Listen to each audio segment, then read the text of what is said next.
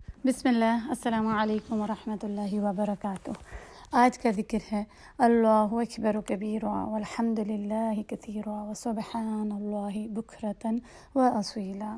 یہ بہت ہی افضل ذکر ہے اور یہ ذکر ہمیں ہر وقت بلند کرنا چاہیے، اور خاص طور پر صلاۃ سے پہلے یہ دعا استفتاح میں بھی آتا ہے۔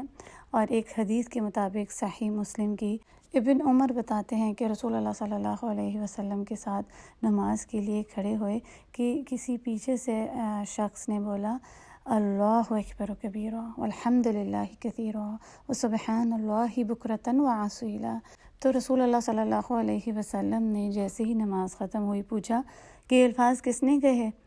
تو اس شخص نے کہا انا یا رسول اللہ، میں نے یہ کہے۔ رسول اللہ صلی اللہ علیہ وسلم نے فرمایا میں حیران ہو گیا کہ جنہ کے دروازے کھولے گئے اس کے لیے۔ قال عجبت لها فتحت لها ابواب السماء۔ سبحان اللہ، یہ اتنا عظیم ذکر ہے، اس کو ہم کرتے رہیں، اور خاص طور پر اپنی نماز کے شروع ہونے سے پہلے اس کو پڑھیں۔ اللہ اکبر کبیرا والحمد للہ کثیرا وسبحان اللہ بکرۃ واصیلا وآخر دعوانا ان الحمد للہ رب العالمین۔